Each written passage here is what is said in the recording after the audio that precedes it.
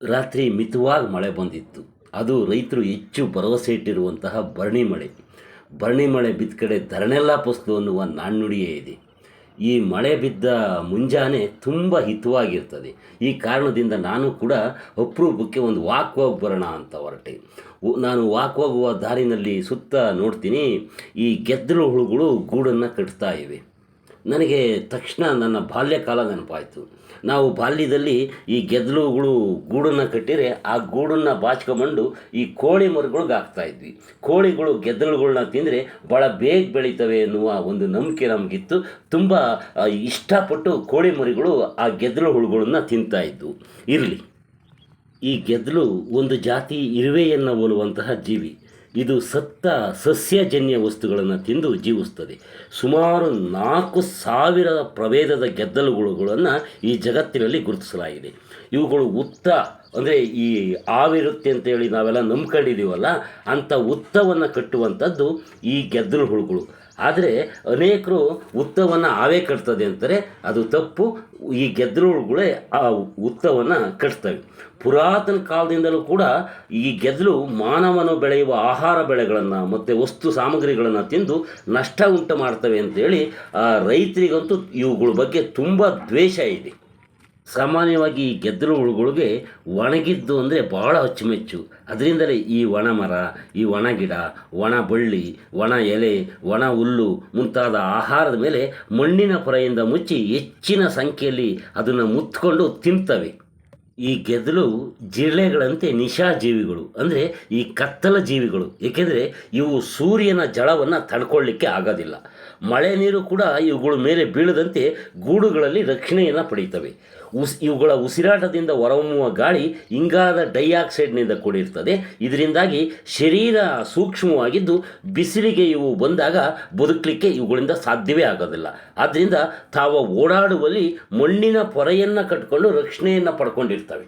ಈ ಗೆದ್ದಲು ಹುಳುಗಳು ಯಾವತ್ತೂ ಕೂಡ ಸಂಘಜೀವಿಗಳಾಗಿರ್ತವೆ. ಅಂದರೆ ಒಂಟಿಯಾಗಿ ಇವು ಬಾಳುವುದೇ ಇಲ್ಲ. ಈ ಗೆದ್ದಲಿನ ವಾಸಸ್ಥಾನ ಪ್ರಧಾನವಾಗಿ 2 ಬಗೆಯ ಗೆದ್ದಲು ಜಾತಿಗಳಿಂದ ಕೂಡಿರ್ತದೆ. ರೆಕ್ಕೆಗಳಿರುವಂತಹ ಸಂತಾನೋತ್ಪಾದಕರು, ಅಂದರೆ ಗಂಡು ಮತ್ತು ಹೆಣ್ಣು ಇವು ಇರ್ತವೆ. ಎರಡನೆಯದು ರೆಕ್ಕೆಗಳಿಲ್ಲದ ಬಂಜೆ ಗೆದ್ದಲುಗಳು ಅಥವಾ ಬರಡು ಗೆದ್ದಲುಗಳು ಅಂತ ಹೇಳ್ಬೋದು. ಈ ಬರಡು ಗೆದ್ದಲುಗಳೇ ಕೆಲಸಗಾರರು ಆಗಿರ್ತಾರೆ ಮತ್ತು ಸೈನಿಕರು ಆಗಿರ್ತಾರೆ. ಒಟ್ಟಾರೆ ಈ ಗೆದ್ದಲಿನ ವಾಸಸ್ಥಾನದಲ್ಲಿ ರಾಜ, ರಾಣಿ, ಕೆಲಸಗಾರ ಮತ್ತು ಸೈನಿಕರೆಂದು 4 ಪ್ರಕಾರಗಳನ್ನು ಸ್ಪಷ್ಟವಾಗಿ ನೋಡಬಹುದು. ಇವು ಭಿನ್ನ ಭಿನ್ನ ಕೆಲಸಗಳನ್ನು ನಿರ್ವಹಿಸ್ತವೆ. ಅಂದರೆ ಕಾರ್ಯ ಸ್ವರೂಪಕ್ಕನುಗುಣವಾಗಿ ಅವುಗಳ ಶರೀರ ರಚನೆಗೊಂಡಿರ್ತದೆ.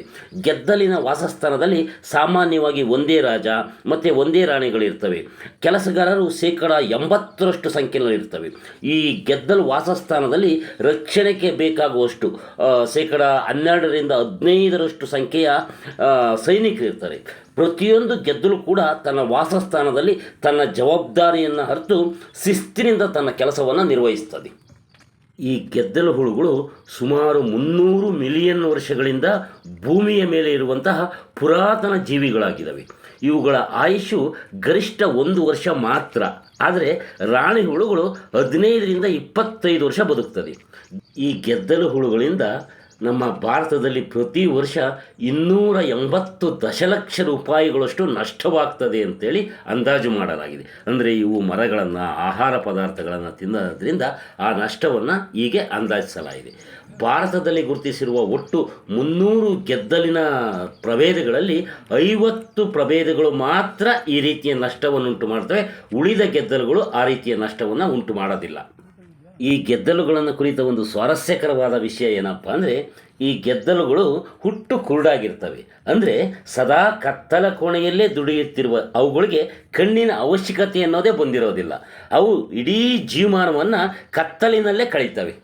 ಆದರೆ ಸಂತಾನೋತ್ಪತ್ತಿ ಸಾಮರ್ಥ್ಯವನ್ನು ಹೊಂದಿರುವಂತಹ ಗಂಡು ಹೆಣ್ಣು ಗೆದ್ದಲುಗಳಿಗೆ, ಅಂದರೆ ರಾಜಾರಾಣಿ ಗೆದ್ದಲುಗಳಿಗೆ ರೆಕ್ಕೆಗಳು ಇರ್ತವೆ ಮತ್ತು 2 ಜೊತೆ ಸರಳ ಕಣ್ಣುಗಳಿರ್ತವೆ. ಈ ಸಂತಾನೋತ್ಪತ್ತಿ ಮಾಡುವಂತಹ ರೆಕ್ಕೆಗಳುಳ್ಳಂತಹ ಈ ಗೆದ್ದಲು ಹುಳುಗಳು ವರ್ಷಕ್ಕೊಂದಾವರ್ತಿ, ಅಂದರೆ ಈ ಮಳೆಗಾಲದ ಮುಸ್ಸಂಜೆನಲ್ಲಿ ಗೂಡುಗಳಿಂದ ಹಿಂಡಾಗಿ ಹೊರಬಂದು ಬೆಳಕಿನಲ್ಲಿ ಹಾರಾಡಿ ಗಂಡು ಮತ್ತು ಹೆಣ್ಣು ಸಂಭೋಗವನ್ನು ಮಾಡಿ, ಅಂದರೆ ಜೊತೆಗೂಡಿ ನಂತರ ರೆಕ್ಕೆಗಳನ್ನು ಕಳಚಿ ಸೂಕ್ತ ಸ್ಥಳವನ್ನು ಗುರುತಿಸಿ ಭೂಮಿಯಲ್ಲಿ ಸಣ್ಣ ಗೂಡನ್ನು ಕಟ್ಟಲಿಕ್ಕೆ ಪ್ರಾರಂಭಿಸ್ತವೆ. ಇವುಗಳು ಹೆಚ್ಚಿನ ಸಂಖ್ಯೆಯಲ್ಲಿ ಹಾರಾಡೋದ್ರಿಂದ ಕಪ್ಪೆ, ಓತಿಕ್ಯಾತ ಮತ್ತು ಪಕ್ಷಿಗಳಿಗೆಲ್ಲ ಇವು ಹಿತವಾಗಿರ್ತವೆ, ಅವನ್ನು ಹಿಡಿದು ತಿಂದಾಕ್ತವೆ. ಮನುಷ್ಯರು ಕೂಡ, ನಾವು ಕೂಡ ಈ ಗೆದ್ದಲು ಹುಳುಗಳನ್ನು, ಹಾರಾಡುವ ಗೆದ್ದಲು ಹುಳುಗಳನ್ನು ತಿಂತೀವಿ. ಈಚಲು ಅಂತ ಹೇಳ್ತೀವಲ್ಲ, ಆ ಈಚಲುಗಳನ್ನು ಮನುಷ್ಯರು ಕೂಡ ಭಾಳ ಇಷ್ಟಪಟ್ಟು ತಿಂತಾರೆ, ಮತ್ತು ಹಿಂದೆ ಮಾರಾಟ ಕೂಡ ಮಾಡ್ತಿದ್ರು. ಈಗ ಆ ಮಾರಾಟ ಮಾಡುವಂತಹ ಕ್ರಮ ಕಡಿಮೆ ಆಗಿದೆ. ಆದರೆ ಅವುಗಳಲ್ಲಿ ಹೆಚ್ಚು ರುಚಿಯನ್ನು ಕಂಡಂಥವ್ರು, ಅಂದರೆ ಹೆಚ್ಚು ಕಮ್ಮಿ ಈ ಬುಡಕಟ್ಟು ಸಮುದಾಯದವರು, ಹಳ್ಳಿಯ ರೈತರು ಅವುಗಳನ್ನು ಹಿಡಿದು ತಿನ್ನೋದನ್ನು ಇವತ್ತಿಗೂ ಕೂಡ ನಾವು ನೋಡ್ಬೋದಾಗಿದೆ. ರಾಣಿ ಗೆದ್ದಲು ಮೊದಲು ಕೇವಲ 20-25 ಮೊಟ್ಟೆಗಳನ್ನಷ್ಟೇ ಇಡ್ತದೆ. ಈ ಮೊಟ್ಟೆಗಳಿಂದ ಮೊದಲ ಕುಟುಂಬದ ಬೆಳವಣಿಗೆಗಾಗಿ ಬರಡು ಗೆದ್ದಲು ಹುಳುಗಳು ಮಾತ್ರ ಹುಡ್ತವೆ. ನಂತರ ರಾಣಿ ಗರ್ಭಧರಿಸಿ ಅಂಡಾಶಯ ಬೆಳೆದು ಹೊಟ್ಟೆ ಅಸಂಖ್ಯಾತ ಮೊಟ್ಟೆಗಳಿಂದ ತುಂಬಿ ಜೀವಮಾನವೆಲ್ಲ ಮೊಟ್ಟೆ ಇಡುವುದೇ ಅದರ ಕೆಲಸವಾಗಿ ಗೆದ್ದಲನ್ನು ಉತ್ಪಾದಿಸುವ ಒಂದು ರೀತಿಯ ಯಂತ್ರವಾಗಿಬಿಡ್ತದೆ ಈ ರಾಣಿ ಗೆದ್ದಲು ಹುಳು. ಈ ರಾಣಿ ಗೆದ್ದಲು ಹುಳುವನ್ನು ತಾಯಿ ಈಚಲು ಅಥವಾ ತುಪ್ಪದುಳು ಅಂತಲೂ ಕೂಡ ಕರೀತಾರೆ. ಈ ರಾಣಿ ಹುಳುಕ್ಕೆ ಈ ಕೆಲಸಗಾರ ಹುಳುಗಳೇ ಆಹಾರವನ್ನು ತಿನ್ನಿಸ್ತವೆ, ಅದರ ಆರೈಕೆಯನ್ನು ಮಾಡ್ತವೆ, ಅದು ಮತ್ತು ಮನೆಯನ್ನು ಸ್ವಚ್ಛಗೊಳಿಸ್ತವೆ. ಈ ರೀತಿ ಎಲ್ಲ ಕೆಲಸವನ್ನು ಕೂಡ ಮಾಡ್ತವೆ.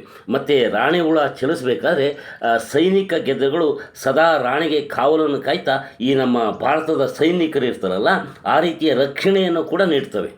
ಈ ಗೆದ್ದಲ ಗೂಡು ಅಥವಾ ಈ ರಾಣಿ ಗೆದ್ದಲ ಹುಳುವಿನ ಅರಮನೆಯಲ್ಲಿ ಈ ಲಕ್ಷಾಂತರ ಜನ ಕೆಲಸಗಾರ ಮತ್ತು ಸೈನಿಕ ಗೆದ್ದಲ ಹುಳುಗಳು ಇರ್ತವೆ. ಈ ಎಲ್ಲವುಗಳನ್ನು ಕೂಡ ಆ ರಾಣಿ ಹುಳುವೇ ತನ್ನ ನಿಯಂತ್ರಣದಲ್ಲಿ ಇಟ್ಕೊಂಡಿರ್ತದೆ. ಆ ನಿಯಂತ್ರಣ ಹೇಗಿರ್ತದಪ್ಪ ಅಂದರೆ, ಈ ರಾಣಿಯ ಗೆದ್ದಲ ಹುಳು ಸ್ರವಿಸುವಂತಹ ಮೋಹಕ ದ್ರವ ಅಥವಾ ಫೆರೋಮನ್ ಎಂಬ ರಾಸಾಯನಿಕದ ಮೂಲಕ ಎಲ್ಲ ಹುಳಗಳ ಚಟುವಟಿಕೆಯನ್ನು ಕೂಡ ಆ ರಾಣಿ ಗೆದ್ದಲು ಹುಳ ನಿಯಂತ್ರಿಸ್ತಾ ಇರ್ತದೆ. ಹೆಚ್ಚಿನ ಸಂಖ್ಯೆಯಲ್ಲಿರುವ ಈ ಕೆಲಸಗಾರ ಗೆದ್ದಲ ಹುಳುಗಳು ಮತ್ತು ಸೈನಿಕ ಗೆದ್ದಲ ಹುಳುಗಳಿಗೆ ವೃಷಣ ಮತ್ತು ಅಂಡಾಶಯಗಳಿರದೆ ಅವು ಬಂಜೆಯಾಗಿರ್ತವೆ. ಇವುಗಳಿಗೆ ಸದಾ ಕೆಲಸವೊಂದೇ ಚಿಂತೆ. ನಾನು ಆರಂಭದಲ್ಲೇ ಹೇಳಿದಂತೆ ಈ ಗೆದ್ದಲ ಹುಳುಗಳು ಈ ಭೂಮಿಯ ಮೇಲಿನ ಮರ, ಮುಟ್ಟು ಮತ್ತು ಆಹಾರ ಪದಾರ್ಥಗಳನ್ನು ತಿನ್ನೋದ್ರಿಂದ ಇವು ರೈತರಿಗೆ ಪರಮ ಶತ್ರುಗಳಾಗಿವೆ ಅಂತ ಹೇಳಿದೆ. ಆದರೆ ಇವು ರೈತರಿಗೆ ಪರಮ ಮಿತ್ರವೂ ಹೌದು. ಹೇಗೆ ಅಂದರೆ, ಇವು ಅಂತರ್ಜಲವನ್ನು ಸೃಷ್ಟಿಸುವಂತಹ, ಅಂತರ್ಜಲವನ್ನು ರಕ್ಷಿಸುವಂತಹ ಜೀವಿಗಳಾಗಿದ್ದಾವೆ. ಸಾಮಾನ್ಯವಾಗಿ ಪ್ರತಿ ಬಾರಿ ಮಳೆಗಾಲದಲ್ಲೂ ಒಂದೆರಡು ಚರ್ಚೆಗಳಾಗ್ತವೆ. ಆ ಚರ್ಚೆಗಳೇನಪ್ಪ ಅಂದರೆ, ಈಗ ಬೀಳ್ತಿರುವಂತಹ ಮಳೆ ನೀರನ್ನು ಹಿಡಿದಿಟ್ಕೊಳ್ಬೇಕು, ನೀರಿನ ಸೆಲೆಗಳಿಗೆ ಭತ್ತದ ಚೈತನ್ಯವನ್ನು ತುಂಬಬೇಕು, ಮತ್ತು ಅಂತರ್ಜಲ ಸಮೃದ್ಧವಾಗಿರಬೇಕು ಎಂಬ ಚರ್ಚೆ, ಅಭಿಯಾನಗಳು ನಡೀತಾನೇ ಇರ್ತವೆ. ಆದರೆ ನಾವು ಅನೇಕ ರೈತರು ನಮ್ಮ ಹೊಲದಲ್ಲಿ ಅದೆಷ್ಟು ಕೃಷಿ ಹೊಂಡಗಳು ಮಾಡಿಸಿದ್ದೀವೋ ಅಥವಾ ಆ ಜಲವನ್ನು ಹಿಡಿದಿಡುವ ಪ್ರಯತ್ನವನ್ನು ಮಾಡಿದ್ದೀವೋ ಬಿಟ್ಟಿದ್ದೀವೋ ಗೊತ್ತಿಲ್ಲ. ಆದರೆ ಈ ಗೆದ್ದಲ ಹುಳುಗಳು ಭೂಮಿಯನ್ನು ಕೊರೆದು ಒಳಗಡೆಯೇ ಒಂದು ಜಾಲವನ್ನು ನಿರ್ಮಿಸಿ ನೀರು ಇಂಗ್ಲಿಕ್ಕೆ ಮಹಾಶ್ರೇಷ್ಠ ಕೆಲಸವನ್ನು ಮಾಡ್ಕೊಂಡು ಬಂದಿದ್ದಾವೆ. ಹೀಗಾಗಿ ಇವತ್ತು ಅಂತರ್ಜಲ ಭೂಮಿನಲ್ಲಿ ಸೃಷ್ಟಿಯಾಗಿದೆ ಅಂದರೆ ಈ ಅಂತರ್ಜಲದ ಸೃಷ್ಟಿಯ ಈರಗಳೇ ಈ ಗೆದ್ದಲು ಹುಳುಗಳಾಗಿದ್ದಾವೆ. ನೀವೆಲ್ಲರೂ ಸೂಕ್ಷ್ಮವಾಗಿ ಗಮನಿಸಿ ನೋಡಿ, ಎಲ್ಲಿ ಉತ್ತಗಳು ಇರ್ತವೆ ಆ ಪ್ರದೇಶ ಸ್ವಲ್ಪ ಹಸಿರಿನಿಂದ ಕೂಡಿರ್ತದೆ, ಅಂದರೆ ಅಲ್ಲಿ ಅಂತರ್ಜಲ ಹೆಚ್ಚಾಗಿರ್ತದೆ. ಮತ್ತು ಉತ್ತದ ಜಾಗದಲ್ಲಿ ಕೊಳವೆ ಬಾವಿಯನ್ನು ಕೊರೆಸಿದ್ರೆ ನೀರು ಬರ್ತದೆ ಎನ್ನುವ ನಂಬಿಕೆ ಕೂಡ ರೈತರಿಗಿದೆ. ಇದು ಯಾಕಪ್ಪ ಅಂದರೆ, ಈ ಗೆದ್ದಲ ಹುಳುಗಳು ಕೊಳೆದು ಭೂಮಿಯನ್ನು ಆಳಕ್ಕೆ ನೀರು ಹೋಗೋದು ಮಾಡಿರೋ ಕಾರಣದಿಂದಲೇ ಈ ನಂಬಿಕೆಗಳು ಕಾರಣ ಆಗಿದ್ದಾವೆ. ಇನ್ನಾದರೂ ಕೂಡ ನಾವು ಅಯ್ಯೋ ಗೆದ್ದಲತ್ತಿದೆ ಅನ್ನುವ ನೆಗೆಟಿವ್ ಅಂಶಗಳಿಂದ ಈ ಗೆದ್ದಲು ಹುಳುಗಳನ್ನು ನೋಡದೆ ಪಾಸಿಟಿವ್ ಆಗಿ ಇವು ಈ ನಮ್ಮ ಅಂತರ್ಜಲ ಸೃಷ್ಟಿಯ ಹೀರೋಗಳು ಅನ್ನೋ ಕಾರಣಕ್ಕೆ ಇವುಗಳನ್ನು ಒಮ್ಮೆ ಮೆಚ್ಕೊಳ್ಳೋಣ. ಈ ವಿಡಿಯೋ ನಿಮ್ಗೆ ಇಷ್ಟವಾಗಿದ್ರೆ ಒಂದು ಲೈಕ್ ಮಾಡಿ, ನಿಮ್ಗೆ ಅನಿಸಿದ್ದನ್ನು ಕಾಮೆಂಟ್ ಮಾಡಿ, ಈ ವಿಡಿಯೋವನ್ನು ಶೇರ್ ಮಾಡಿ ನಿಮ್ಮ ಸ್ನೇಹಿತರು ಕಳಿಸಿ, ಅವರು ಕೂಡ ನೋಡಲಿ. ನೀವು ನೋಡುತ್ತಿರುವ ಈ ನೇಟಿವ್ನೆಸ್ ಯೂಟ್ಯೂಬ್ ಚಾನಲ್ಗೆ ಇನ್ನೂ ಸಬ್ಸ್ಕ್ರೈಬ್ ಆಗಿಲ್ಲ ಅಂದರೆ ಈಗಲೇ ಸಬ್ಸ್ಕ್ರೈಬ್ ಮಾಡ್ಕೊಳ್ಳಿ. ಈವರೆಗೆ ಈ ವಿಡಿಯೋ ನೋಡಿದ ನಿಮಗೆ ನಮಸ್ತೆ ನಮಸ್ತೆ ನಮಸ್ತೆ.